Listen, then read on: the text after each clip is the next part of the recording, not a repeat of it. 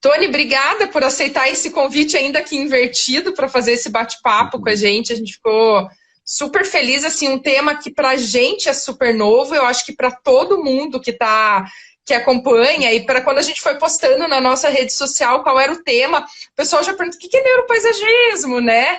Então, Eu inventei agora, né? Fazer o quê, né? A gente tem que inventar, toda semana inventa um nome novo para alguma coisa, mas esse eu acho que vai ficar, né? Então, legal.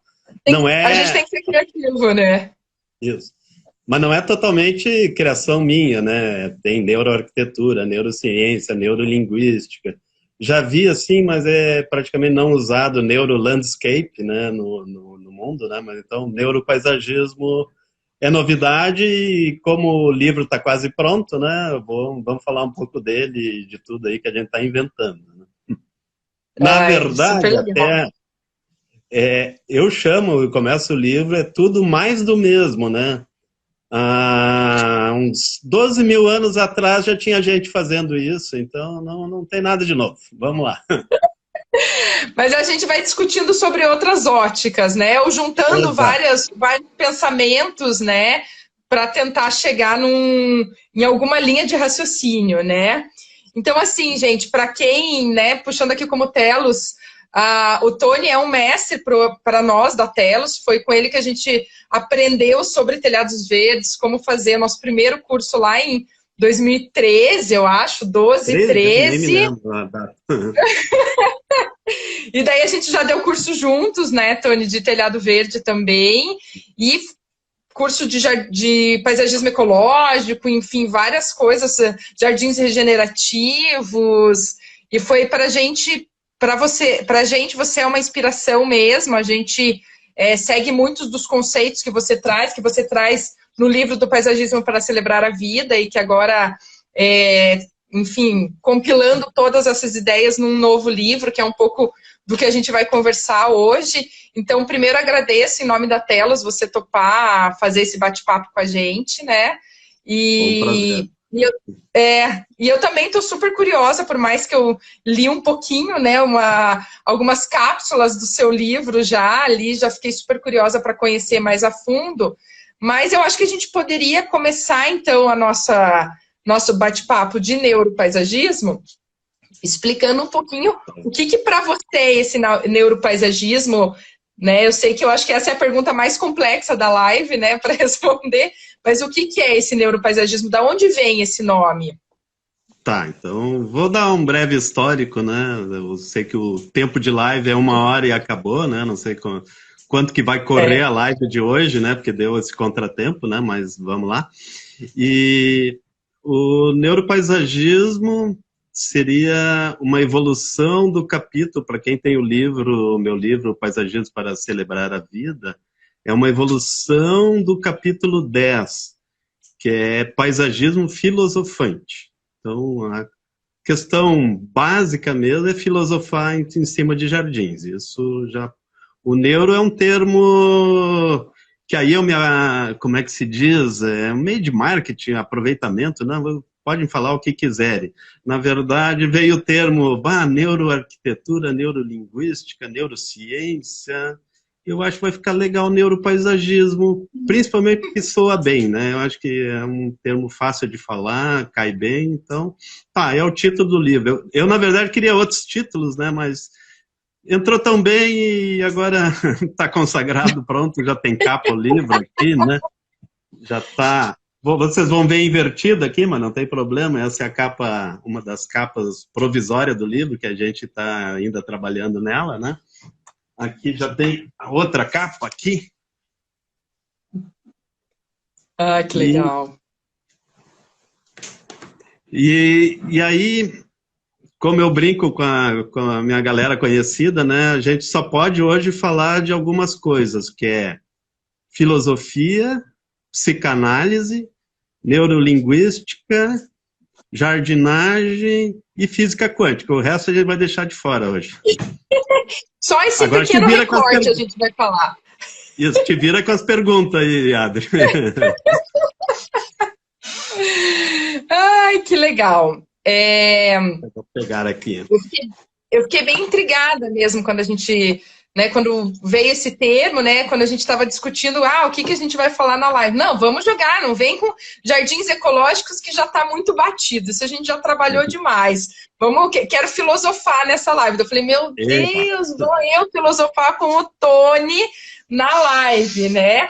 Mas eu não sou filósofo também, né? Eu sou agrônomo. Para quem está entrando não me conhece, a minha formação é na agronomia, né? Tem uma trajetória já grande em ecologia e tudo mais, né? E tem uma escola de paisagismo que é Peral do Encanto, aqui em Nova Petrópolis. E com o tempo, com as aulas, a gente foi vendo que, não, o jardim é muito mais do que fazer um canteiro estético, ter plantas, ter árvores de ecologia, né? O jardim tem interações muito mais profundas em termos humanos, né? Então, o livro, o primeiro, Paisagismo para Celebrar a Vida, para mim já foi um marco, né? Foi um filhão, já está com 8 anos aí de lançamento, né? Então agora tem que ter um novo filho, né? E esse é o próximo. Ai, que legal. Nem apresentei você no começo com o teu histórico de atuação no paisagismo, porque a gente ficou nessa confusão de entra numa sala, vai para outra sala, até meu script se perdeu todo já nesse processo, né? Mas eu acho que assim é melhor. Diz que ao vivo tem que ser mais natural, não é isso? Por sinal, cadê o Júnior aí? Eu não vi o Júnior aí, né? Não tá aí hoje por perto? Então, tá cuidando daquele pequenininho que corre atrás da gente o dia inteiro, sabe? De 4 anos e tal, e a gente vai se dividindo por isso. Cada um vai, né, cuida de uma parte. Um cuida um pouquinho do escritório agora, outro cuida do filho, e assim a gente vai levando, principalmente nessa fase full time com criança em casa, como a gente se divide, né? E lendo um pouco, Tony, do que você me passou, né, desses capítulos do livro, enfim, uma das coisas que me chamou a atenção, até porque é algo que eu tenho estudado um pouco, é a questão da saúde relacionada aos jardins, né? E a questão das fobias, dos medos, dos transtornos, e como que o jardim pode ser um mecanismo de cura, ou como que isso se relaciona. Então, queria que você falasse um pouco sobre isso pra gente. Tá, eu escolhi mandar o capítulo mais cabeludo, inclusive, que é esse de entender obsessões humanas, né? De entender comportamentos humanos que nos levam a fazer isso ou aquilo, e às vezes o que é aí a parte triste, né? Que é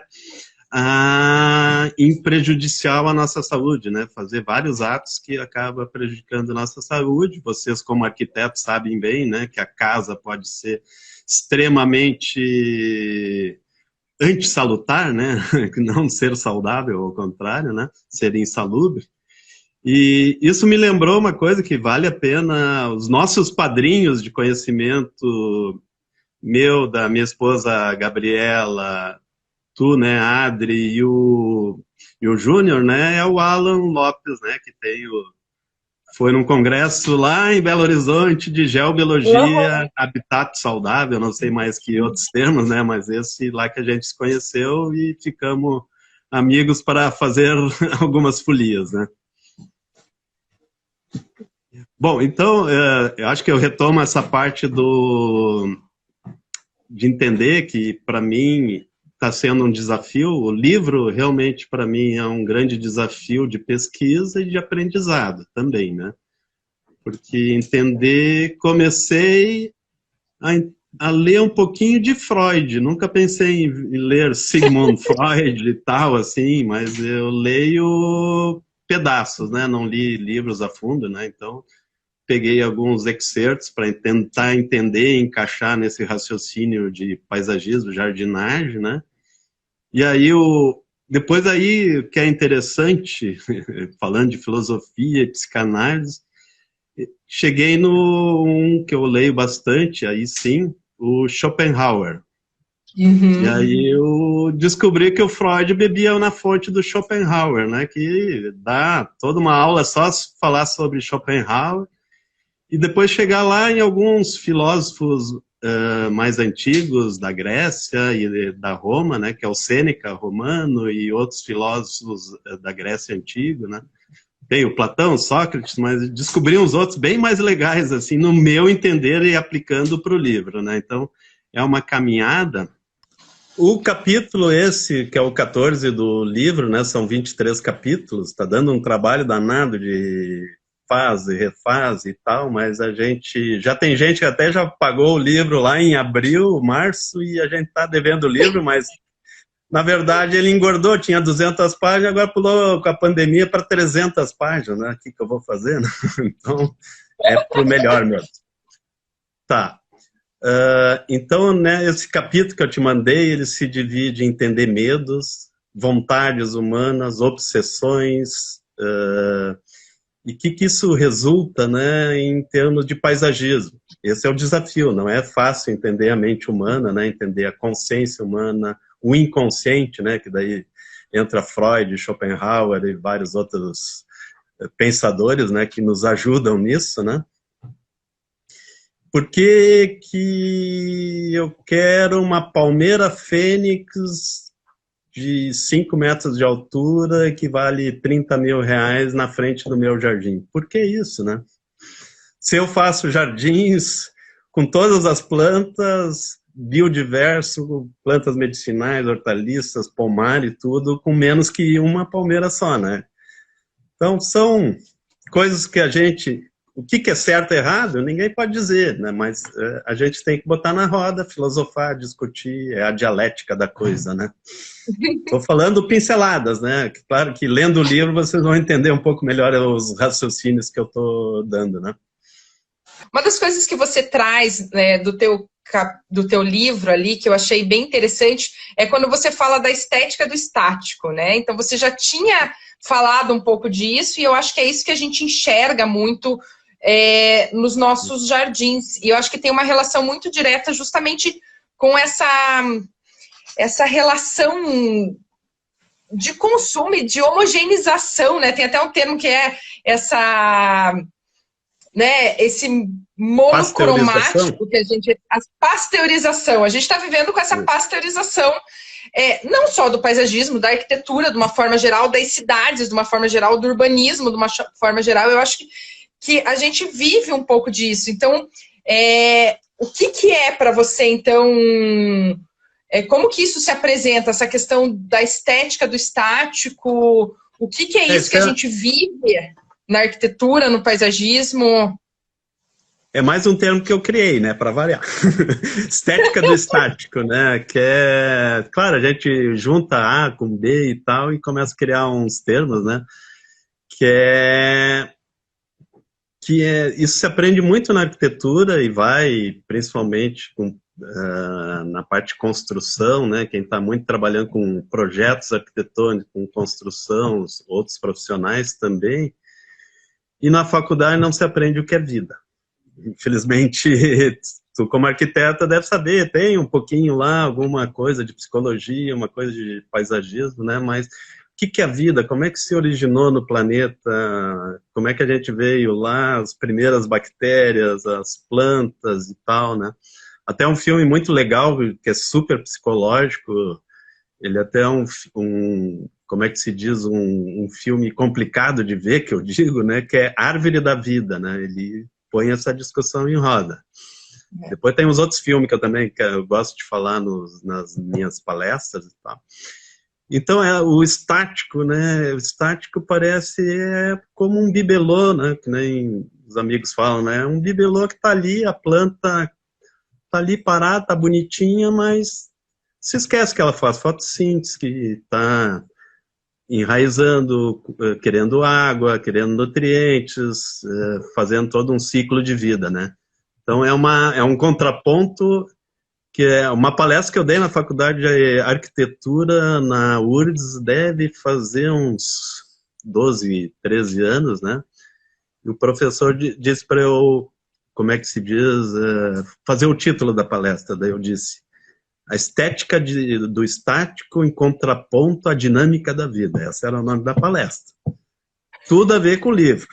Então, só que, claro, o livro agora é essa caminhada, mais 10 anos, mais 15 anos, de tentar botar na roda com conteúdo, né? Com muita pesquisa de conteúdos para tentar entender isso. O desafio é esse, né? O que é legal, que eu posso contar para vocês, é que essa formatação que eu fiz no livro, eu não vi em lugar nenhum. Acho que nem no exterior tem. Então, se vão concordar ou não, cada um vai ler, mas que é diferente, posso garantir. Ah, legal, Tony. A Marilu até traz uma pergunta aqui para gente. Então, você fala das obsessões humanas no livro. Como que isso se reflete nos jardins atuais? Tá, uma que eu falei, a estética do estático, né, de querer as coisas tudo dominado, uma obsessão do homem de se distanciar da natureza e querer o estático. Ah, eu quero o jardim, mas eu quero ele todo bonitinho, certinho, formado e que não se mexa, que fique ali tudo certinho, contrato o jardineiro. É muito diferente do que aquela coisa do paraíso perdido, né? Que a gente queria estar interagindo com a natureza, colhendo fruto, proibido ou não, não importa, né? Mas interação máxima, né? E aí se reflete também em, às vezes, excesso de ostentação, né? Que há uma questão psicológica interna que é inerente da vontade da raça humana, né? De querer aparecer, mas perde controle, né? As pessoas pecam pelo excesso, né? Então... E você acha que isso ele é reflexo do cliente em si, ou ele é um reflexo também desses anseios ou dessas obsessões dos próprios paisagistas, de inserir? Eu não sei, a gente vê assim, aí eu imagino que também, mas aqui assim, é um padrão tão grande nos paisagismos, né? A gente já teve longas conversas sobre isso, né? Isso será que o que você acha, na verdade, né? Bem para colocar esse debate. Se isso é um reflexo do cliente que tem essa busca, essa obsessão, além dessa questão de ostentação, de mostrar, de ganância, disso tudo, ou será que também isso é um reflexo um pouco da criatividade ou a falta dela relacionada aos paisagistas? Os jardins carimbados, né, que é todo mundo repetitivo e tal, os clientes pedem, os paisagistas fazem, é tipo ovo a galinha, né, quem que é culpado aí? Eu digo que é culpado mesmo, quem é culpado é a nossa sociedade contemporânea, que é o inconsciente coletivo e eu chamo isso também, um apelido meu, síndrome de Jetson, né? Que a gente acha que pode se livrar da natureza e lá vai chegar tudo em pílula, a gente come aqui, todo tecnológico e tal, e acabou, né? Mas já está provado que não, é inviável, né? Nem que vá morar em Marte, mas não vai ter, como é que vai produzir o alimento certinho, né? Com saudável ou não, né? Então, aí eu tô lendo um pouco, que é outro desafio do Carl Jung, né, que é outro psiquiatra famoso, né, que é do inconsciente coletivo, o homem e seus símbolos. Até o livro é recheado de símbolos, de simbologias, algumas ocultas, né, que depois vocês vão ter que descobrir no livro, né, que é um pouquinho de alquimia, é um apanhado para enriquecer o livro também, né, então... E voltando a nossa sociedade, as pessoas não conseguem raciocinar o que é certo, errado, bonito, mal, bem ou mal, né? Tudo é dualístico, mas o caminho é querer essa pasteurização. Os outros fazem porque é bom e bonito e não questiona, né? Sem questionar. Na prática... Felizmente, a gente está num movimento de ecologia, de paisagismo mundial que está mudando gradativamente para melhor, mas tem esses outros movimentos aí que é 3 bolinhas de buxos com pedrinhas brancas e tá lindo, né? Isso aí, né? Uma fênix no meio e fechou, né? Até o outro filme que eu gosto de comentar, eu até estava lendo mais um pouco, tentando até ver, quero ver ele mais umas 2, 3 vezes, que é o Jardim Meu Tio, em francês é Mon Oncle, que é do Jacques Tati. Esse filme, Ah, tá aí, ó. Tinha avisado vocês. Ah, que bom que vocês têm o DVD, eu não tenho aqui em casa. Tentei baixar, não consegui baixar, né?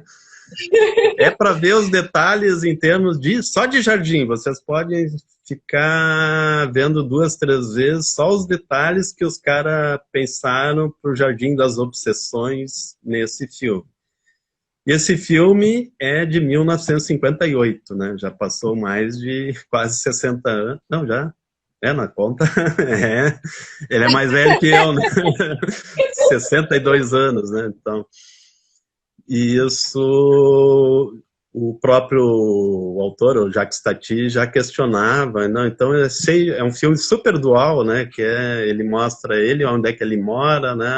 Mais colorido, com mais humanidade, e onde a irmã dele mora, tudo pasteurizado, mecanicista. É o síndrome de Jetson, né, que eu falo. Outro filme que eu gosto de relacionar, que eu acho que tem muito, assim, essa questão da pasteurização é o Show de Truman. Não sei se você assistiu, que é com o Jim Carrey, e que é super legal, assim, essa ideia de você ver aquela cidadezinha, que a vida do cara é um grande show, só ele que não sabe que ele faz parte de um show desde sempre, assim, né? E assim, você olha aquela cidade, né? As casas são todas iguais, os jardins são todos iguais, né? Assim, a rotina das pessoas, tudo assim, é tão amarrado, é tão montado, e claro, aquilo faz sentido dentro do contexto do filme, porque ele vai falar sobre, enfim, esse controle da vida, mas assim, aquele modelo de vida que mostra no filme é um modelo de vida que a gente procura, ou enfim, a sociedade de uma forma procura, né? Esse advento dos condomínios, né? Esse processo de condominialização, ele é isso, é essa vontade de controlar tudo ao meu redor, então eu crio o meu espaço urbano, o meu espaço público fechado, privado, então o meu lazer está ali dentro, tudo acontece ali de uma forma controlada, em que o jardim é controlado, em que a grama é cortada milimetricamente, e esse virou, assim, ao que parece, esse grande modelo de viver, né? Então todo mundo enseja aí para esse grande condomínio controlado, né? Que alguns podem ser felizes com isso, né? A gente não pode questionar demais o que move a felicidade de cada um. Mas se a gente entender, botar na conta a sustentabilidade da história, né? O quanto está gastando de energia, quanto está gastando, quanto está deixando de produzir alimentos, né? O paisagismo produtivo entra muito forte e nesse condomínio praticamente não tem vez, né? Ah, vai ter uma hortinha lá num cantinho, mais 2, 3 pés de árvore frutífera e acabou, né? Quando a gente pode ter em cada jardim de condomínio pode ter 100 espécies produtivas dentro do seu próprio jardim, né? São os jardins que eu faço, em alguns condomínios eu consigo fazer e é legal que tem sucesso, os clientes acabam tendo uma nova percepção, né? Tem bons resultados nesse sentido, e é jardim com 300 espécies de plantas florindo todo ano, né? É o contraponto, né? Legal, assim, como paisagista, o que a gente fala, a gente está fazendo e tem resultado, né? Tanto como paisagista como professor, né? Que a gente consegue ter como é que se diz, um séquito de alunos que estão seguindo esses conceitos, né? Pelo menos é uma crescente, né? Essa sensação que a gente tem. O Otávio perguntou aqui, Tony, qual que é esse contraponto com a neurolinguística? Agora a pergunta foi cabeluda, mas eu disse para ele que agora eu vou ter que tomar um vinho que ele provocou, né? Senão, como é que eu vou botar a neurolinguística na história, né?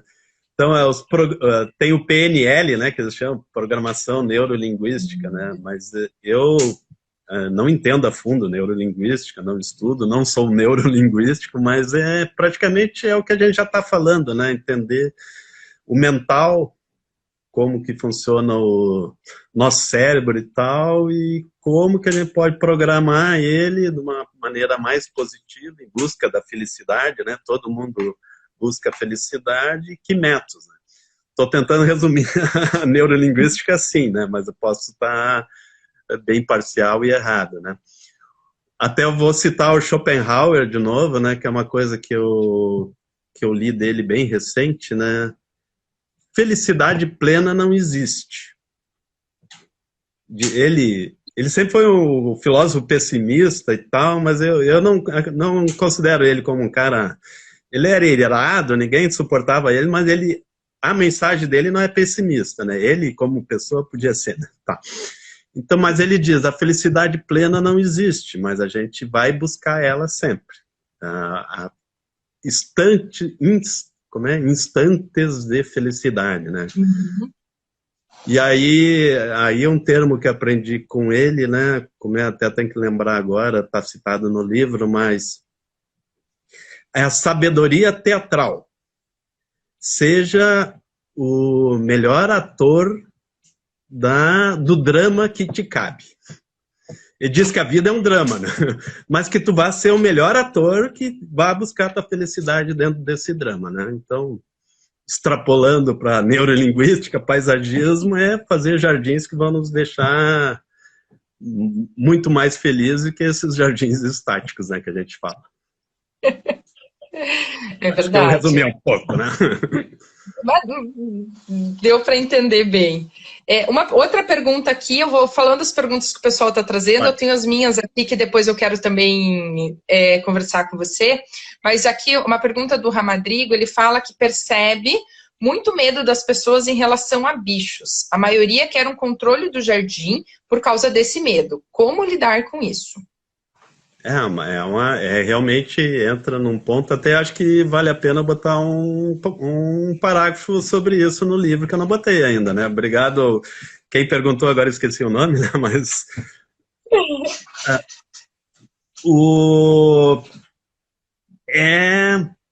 Como é que se diz? Eu tenho vários clientes, já começo na primeira conversa, eu não quero bicho por perto. Daí a gente tem que ter toda a paciência do mundo, explicar e tal. Eu vou começar com o jardim aqui do Peral do Encanto, que agora só para fazer bullying com a Adri, né, e o Júnior, eles nunca vieram, né, eles já prometem há mais de 6, 7 anos para vir, né, mas já a gente sabe que já é folclore, mas vão vir, né, não foi falta de vontade. Sim. Agora com o pequenininho, já está com 4 anos, já pode vir aí, tranquilo, né? Isso. Vamos ver se essa pandemia nos libera de uma vez, né? Sim, também tem isso, né? Até os cursos, a gente tá louco para recomeçar os cursos aqui na escola, que a gente faz muita questão de ser presencial. E aí volta essa questão.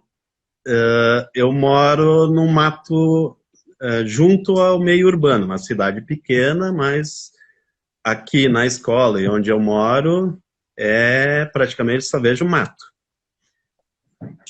Mais de 1.500 espécies vegetais diferentes, a maioria plantadas, né, mas muitas nativas. Tem tudo que é bicho, tudo que é passarinho, tem porco-espinho, já apareceu cobra, tem bastante aranha e tal, e quase não tem mosquito, né? Já está no meio do mato e não tem mosquito. Por que será, né? Já começa um contraponto, né? A gente tem laguinhos com peixes, com sapinhos e tal.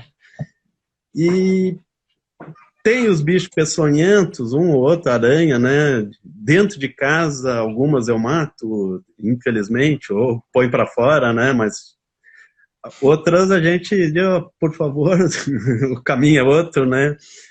Algumas cobras, realmente nunca entrou dentro de casa cobra. Tem jararaca tem em todo o Brasil, em qualquer lugar, mesmo com mato ou sem mato, né? Tal. Mas é uma fobia, né? E a gente tem que trabalhar isso, né? E um jardim, acho, com biodiverso, interagindo, as pessoas vão perder essa fobia. Daí entra uma questão bem importante, que acho que tu deve ter reparado no capítulo, só pegou um capítulo, outro, né? Mas é a cura, né? Sim. O jardim é um elemento para curar essas fobias. Daí eu cito um outro psiquiatra famoso, que na verdade é o meu preferido, né? Não para... É que eu leio, não são falecidos, né? Mas é o Viktor Frankl. Depois eu posso botar o nome certinho, né? Um austríaco que ele fez da logoterapia. E ele tem métodos justamente para trabalhar as fobias. E um dos métodos é fobia de aranha. Se trata com algumas técnicas. que é a psiquiatria aliada à jardinagem, que é um dos desafios do livro, que eu acho super legal, né? Eu acho que os jardins, eles podem ser um mecanismo de tratar muito você se relacionar. Eu acho que esse medo que as pessoas têm dos bichos é um medo quase do desconhecido, né? Então, assim, nunca viu uma cobra, na verdade, né? Viu lá, talvez pelo filme, daí isso gera todo esse medo. Viu as aranhas pelo filme. Então, assim, eu acho que a gente tem muito medo de ter que lidar com essas coisas, né? E a gente imagina que ter um jardim, de repente a gente vai ter, assim, 30 aranhas caminhando por dentro da nossa casa, né? A gente também tem um jardim, enfim, que né, envolve a nossa casa e também bastante biodiverso. E eu trazia comigo alguns medos, né? Vou pegar um livro aqui, lembrei. Continua. Pega.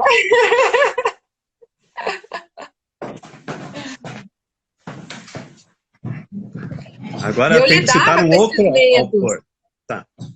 E eu lidava muito com esses medos. E depois que, com chegada de filho e tal, a gente decidiu que a gente não ia matar bichos, né? Seja da aranha, a formiguinha, ao que fosse, a gente não ia. E daí você aprende a lidar com ele. Então, hoje tem uma aranha dentro de casa e vai entrar, e a maioria de mato, a gente vai lá, tem uma caixinha própria já para tirar, pega a aranha, põe para fora e resolve. Então, você aprende a lidar. E eu acho que o que a gente tem que lidar com os nossos clientes ali dentro dessa pergunta é incentivar com que eles aprendam a lidar com os seus medos, as suas fobias e aprender a enfrentar isso, até porque não vai ser calçar tudo que ele está livre de ter animais. E isso pode gerar muito mais desequilíbrio, né? E trazer outras espécies. O que a gente percebe, assim, que quanto parece mais biodiverso, mais os animais têm o seu próprio habitat, menos eles têm dentro de casa. A gente também nunca entrou dentro de casa. Nunca, assim, o que aparece são as aranhas e que são uma realidade, assim, pelo menos pra gente em Curitiba, o tempo inteiro, em todos os lugares, independente de ter jardim ou não, né? Então, eu acho que as pessoas têm que aprender a lidar um pouco mais com as suas fobias e enfrentar isso. E acho que parar de usar isso como desculpa para não ter um jardim biodiverso também. Como uma provocação. E o pior é que essas fobias, muitas vezes, a grande parte eu chamo da normose, do senso comum, classe média e tal, né, mundial, toca ali veneno, né? E aí vão se envenenar com coisas. Tenho medo de um bicho que não vai causar problema e toca muito veneno que vai realmente ser cancerígeno e uma série de detalhes que é um cuidado que a gente tem que ter ao extremo, né? Óbvio que tem que ter horta orgânica em casa, não. Até a gente trabalha com muitos óleos essenciais para ajudar também a refugar alguns bichos, né? A gente limpa a casa com vegetais, com óleos essenciais de plantas e outros. Isso ajuda a não entrar mosquito, mosca, né? A gente tem aqui mínimo do mínimo, posso garantir, né? Dentro de casa. E o resto é um equilíbrio. Obviamente, né, a gente, como eu falei, estamos perto com muito mato, e é um mato equilibrado, e isso dá todo o controle de, como é que a gente chama, as pragas, né, que, coitado, as pragas também não tem culpa, mas eu não quero mosquito dentro do meu quarto, né, e não tenho, né.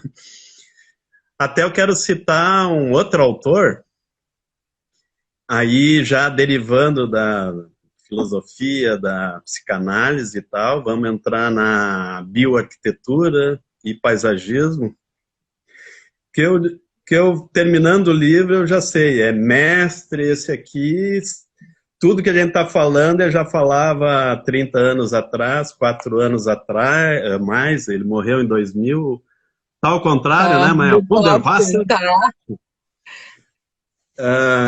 esse livro aqui mostra toda a arte como artista plástico, como bioarquiteto e todo o planejamento artístico dele resultando em paredes verdes e telhados verdes, um movimento lá nos anos 50, 60.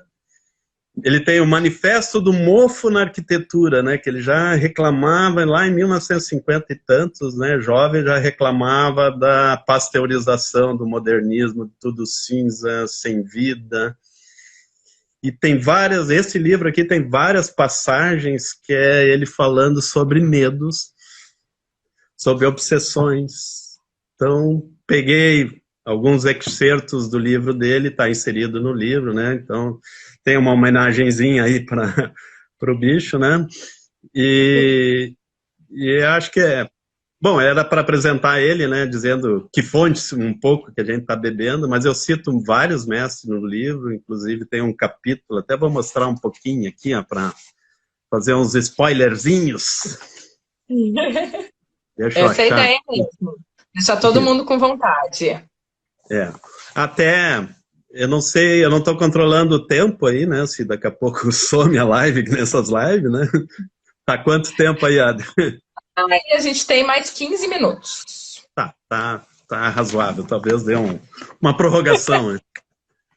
Aqui eu estou botando o final do livro, página com vários mestres. Descrevendo o que são, né? Por que eles foram citados no livro, de certa forma, né? O livro também tem, já que está à mão aqui, um glossário de símbolos usado no livro, né? Então, o livro tem os símbolos no corpo do livro e lá atrás, já estou dando uma dica aí, lá atrás tem o que significa o símbolo, né?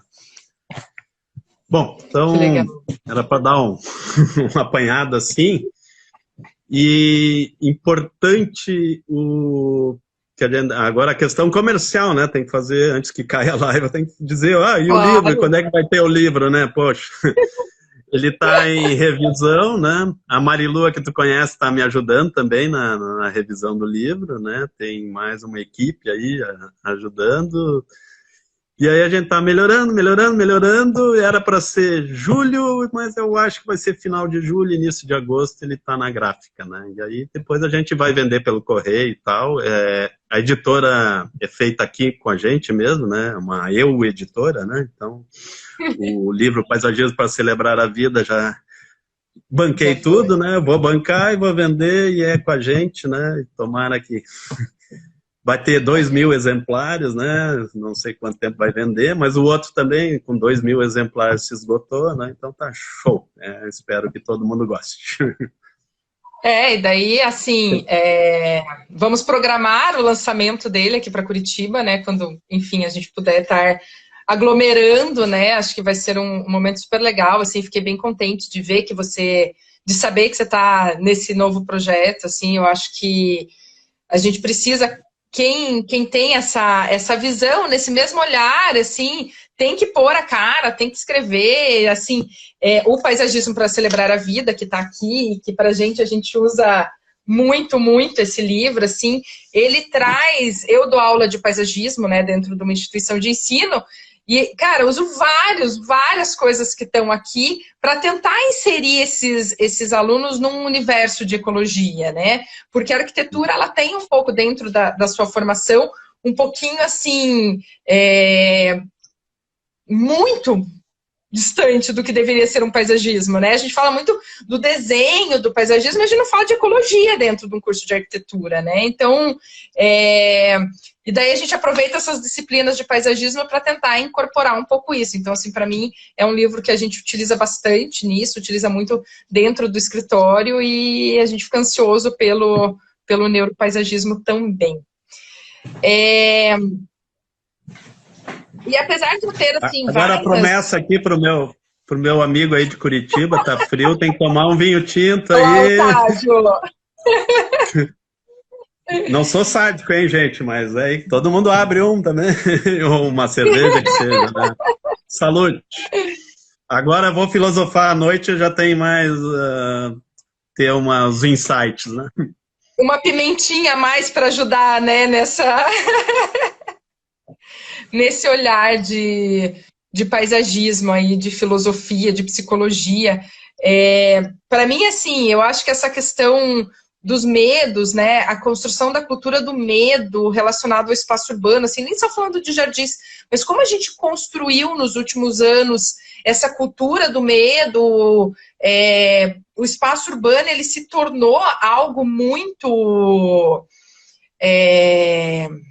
quase inóspito para as pessoas, assim, né? Uhum. E eu acho que o paisagismo, e daí a gente tem ouvido muito desse termo da biofilia, né? Então, eu vi que você traz alguma coisa sobre isso, que eu acho que pode ser um caminho para a gente pensar cidades de fato em que as pessoas consigam curar suas fobias, curar seus medos, curar assim, como um processo de cura, além de toda a parte terapêutica que a gente sabe que tem a partir das plantas, mas esse jardim como algo de fato terapêutico para as pessoas, e não só no jardim das casas, que é um movimento, mas principalmente pensar esse paisagismo nesses espaços públicos. Como que você vê isso? Como que você vê essa inserção? E você acha que tem, de fato, uma abertura para isso acontecer, assim, da gente começar a pensar cidades que sejam mais ecológicas, mais plurais, menos monocromáticas, né? As cidades completamente monocromáticas hoje, seja na arquitetura ou seja no paisagismo, né?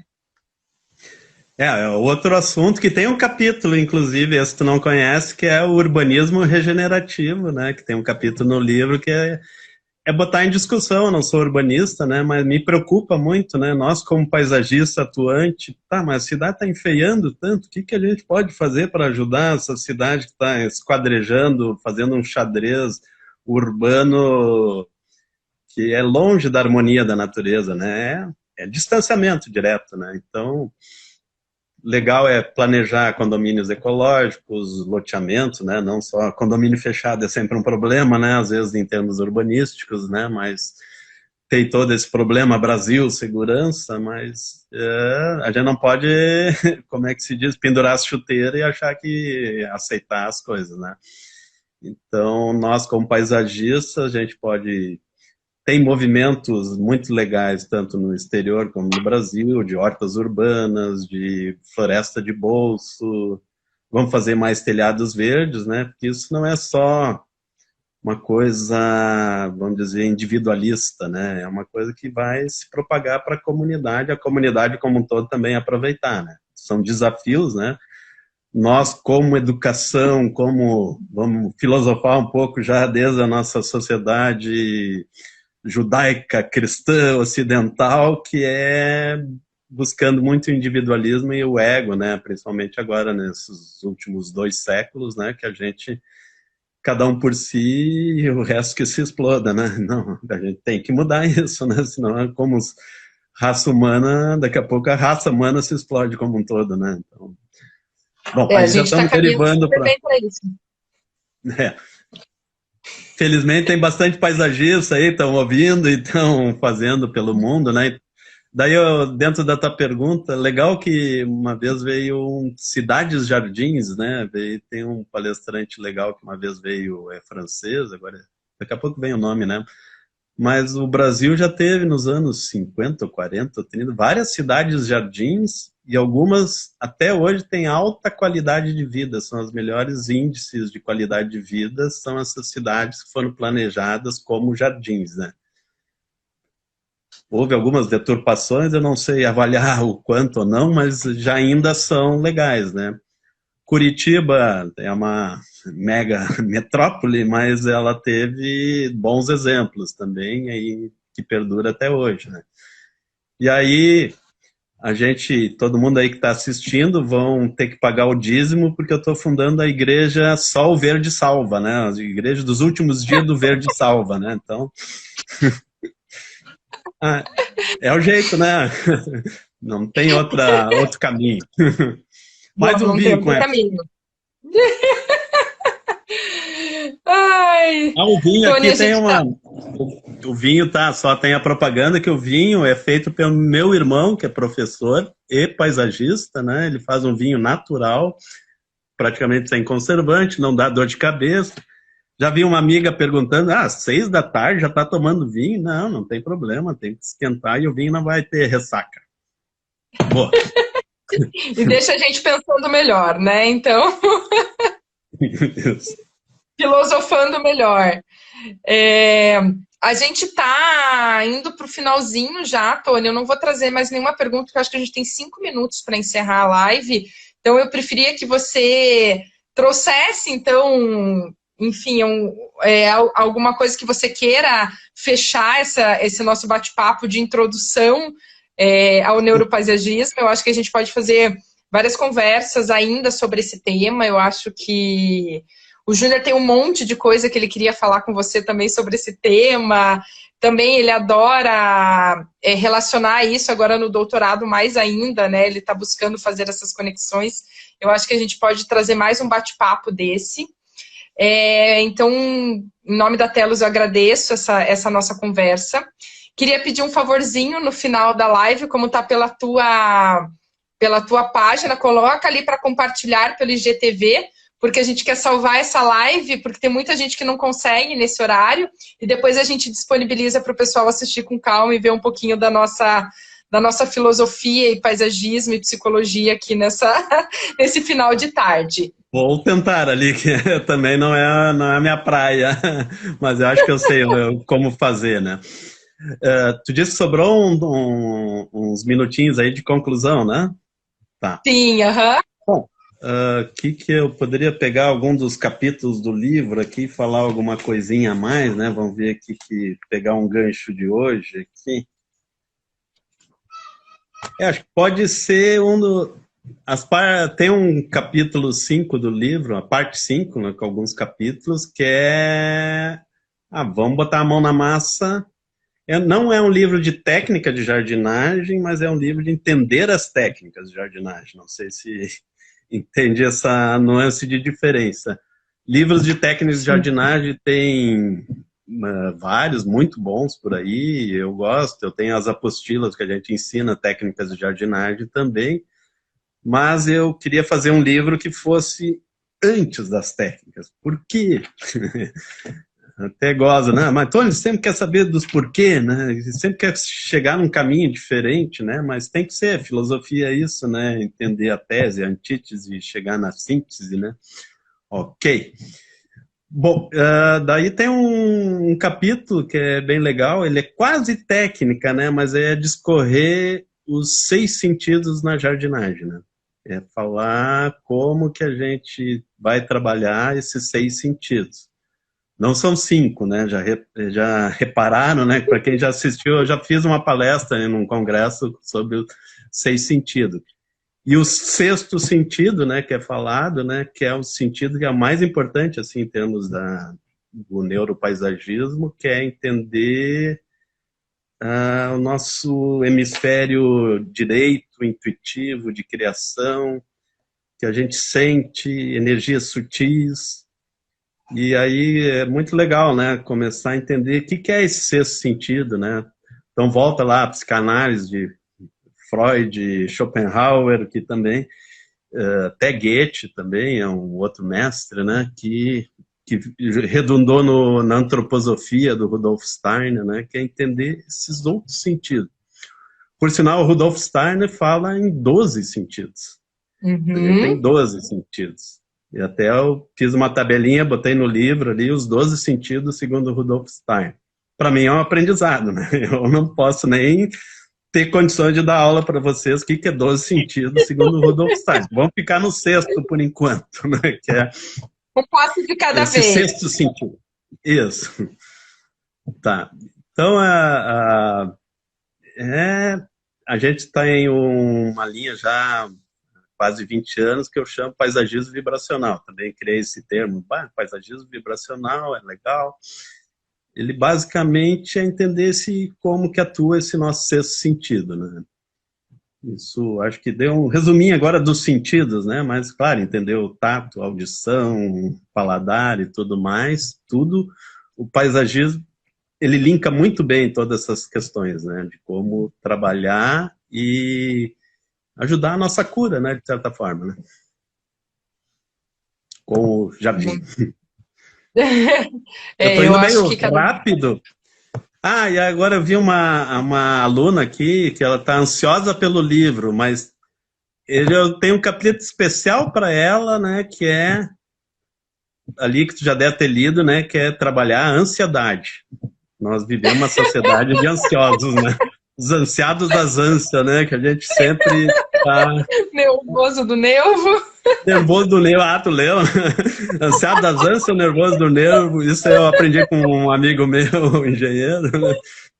E aí, a ansiedade, essa, tá, já peguei o gancho agora, né? A ansiedade, o quanto ela também é prejudicial, né?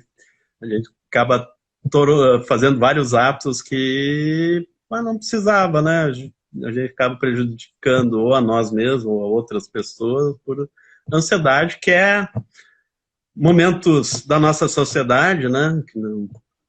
Quanto agora, não é de hoje, né? Mas atualmente é muito pior com o excesso de tecnologia. Né? E eu acho que o paisagismo é uma forma muito legal da gente lidar com a ansiedade, né?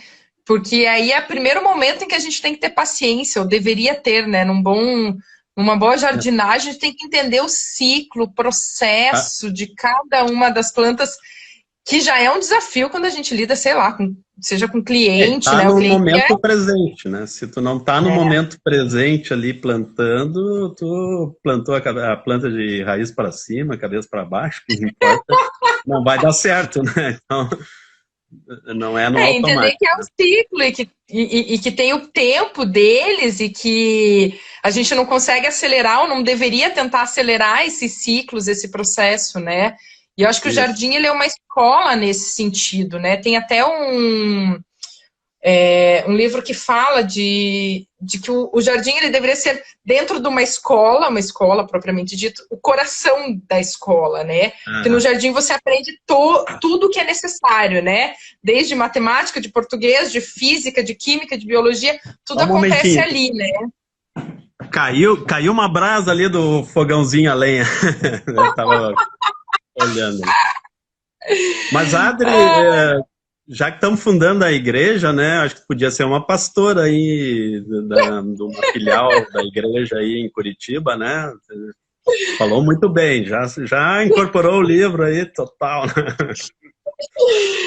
Um pouquinho dele já existia aqui, foi uma delícia poder ler isso, assim, fiquei super entusiasmada, acho que vai numa linha, como você falou, bem diferente de um livro que só tem a função de instruir, como um livro de técnica de jardinagem, por exemplo, e que é importante. Mas assim, por quê? Por que eu estou fazendo isso? Não só replicar aquilo, mas entender muito mais o porquê que a gente toma determinadas decisões ou como que me ajuda a ir por determinados caminhos, né? E eu acho que é um livro para fazer essa discussão. Não vi muitas respostas no livro, eu achei isso sensacional, vi muito mais discussões, né? Então, muito mais insights e debates do que propriamente dito as respostas, né? Muitas vezes a gente pega o livro procurando a resposta. Mas para o final tem umas respostas, né? Mas não também... Como meus alunos sabem, né? Mastigar. O professor não pode mastigar demais, deixar tudo mastigadinho.